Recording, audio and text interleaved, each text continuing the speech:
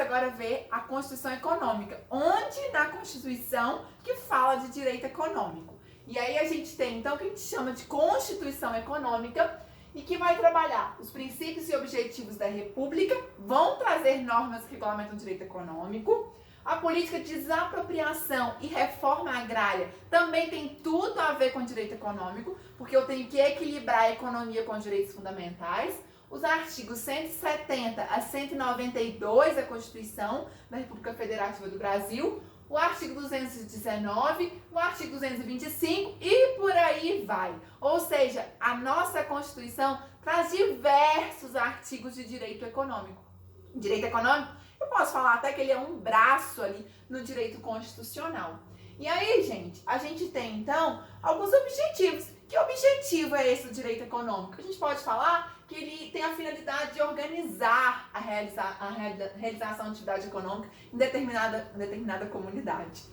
Alguns princípios que vão circunscrever essa legislação representam uma coerência do regime de regras criadas para regular determinados aspectos da atividade econômica. Eu não quero ninguém decorando nada. Vem cá, foca em mim e vamos pensar. Para que serve o direito econômico?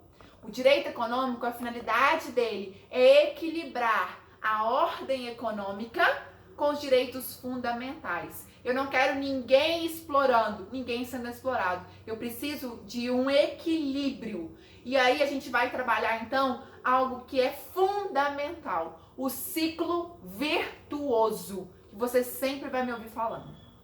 Ciclo virtuoso. O que é? Se eu tenho as pessoas tendo uma boa remuneração, elas são reconhecidas, o trabalho dela, e é bem remunerado, essas pessoas vão ter condição de consumir mais. Vão ter condição de comprar seu carro, a casa, joia, bolsa, sapato e por aí vai. E aí, com isso, as pessoas vão gerar empregos. Então, o ciclo virtuoso, quanto maior os salários, maior atendimento dos direitos trabalhistas, reconhecimento desses direitos, sustentabilidade do meio ambiente, etc., que aí tudo onde vai entrar o direito econômico, maior o consumo, maior o número de empregos.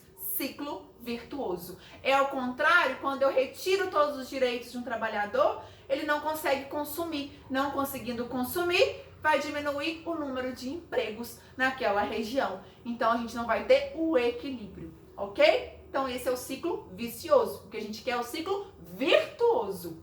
E aí, voltando aqui, o que a gente vai precisar, então? O que a gente tem? O Estado vai impor normas aos agentes privados, mas o Estado não pode obrigar uma empresa a produzir determinado produto. O Estado não pode obrigar você a montar uma fábrica de calçados. O Estado não pode te obrigar a montar, por exemplo, uma fábrica de camisas. Por quê? Porque você é um agente privado. O Estado pode te incentivar.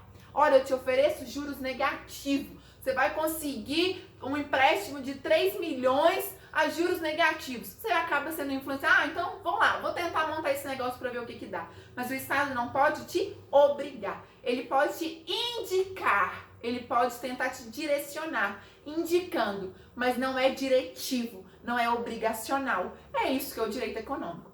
Mas aí o Estado viu que não está tendo ninguém produzindo calçados. E a população está ficando doente porque tem que andar descalço.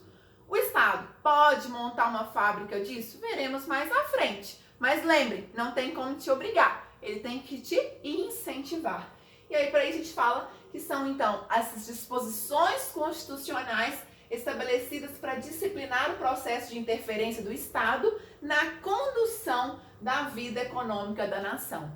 Então, o Estado, ele incentiva, é uma forma de interferência que o Estado faz. Ele não tem como obrigar diretamente. E aí, gente, aqui tá bem pequenininho, mas só para vocês saberem que eu quero que vocês leiam. A partir de agora, eu quero todo mundo com a Constituição aí em cima.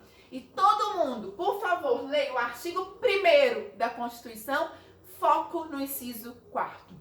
Artigo 3º, artigo 7º ao 11. Todos eles afetam diretamente a ordem econômica.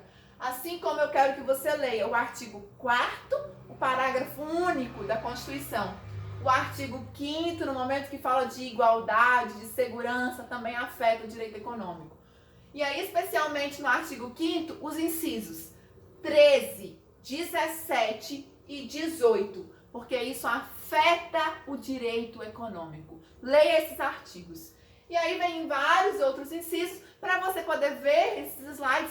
Não deixe de ir lá no site também, que é www.gracianesaliba.com.br. Na área do aluno, Direito Econômico, tem lá, aqui, né, explicando exatamente o que está aqui. Eu tenho lá, mas em formato de Word. Então é mais fácil poder conseguir acompanhar, se você quiser. Ok, pessoal? E aí, prosseguindo, a gente tem então algo que é muito importante para a gente poder fechar essa videoaula desse módulo.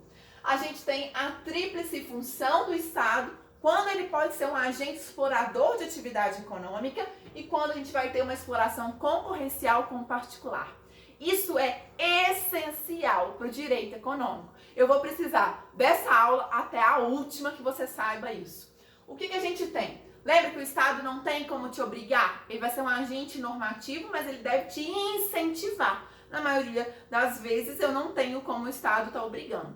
E aí a gente tem então o Estado atuando em 3 momentos. Primeiro, o Estado ele vai exercer uma tríplice função, que é a função PIF. Que função que é essa? O Estado deve planejar o que ele precisa.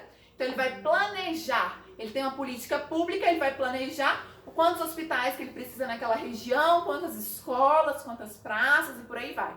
Planejou, ele não tem dinheiro para construir todos aqueles hospitais que ele queria. O que ele vai fazer? Ele vai incentivar. Vai te oferecer a juros baixos, vai divulgar isso, vai diminuir a fiscalização, vai tentar de todo jeito incentivar para o pessoal construir hospitais naquela região. Então ele planejou, ele incentivou. A partir do momento que ele incentivou, todo mundo construiu lá. Estão lá os hospitais, estão as escolinhas, todo mundo lá dentro daquela região que ele planejou. O que ele vai fazer? Fiscalizar. Então o Estado ele tem uma tríplice função: planeja, incentiva, fiscaliza. Função PIF. É o artigo 174 da Constituição. Quero agora que você pare aqui, leia o artigo 174, depois você volta para a gente poder terminar isso aqui. E a gente tem também o Estado funcionando como um agente explorador de atividade econômica, no que se refere aos casos de monopólio constitucional. Trabalharemos posteriormente quais são os casos em que somente o Estado pode exercer determinada atividade, que são os casos de monopólio. Alguém lembra de alguma coisa? Alguém aí gosta de carro? Alguém gosta de avião? Para isso precisa do combustível. E aí a gente tem o monopólio constitucional. Então você vai ler o artigo 177 da Constituição, ok? Nesse caso, somente o Estado pode exercer.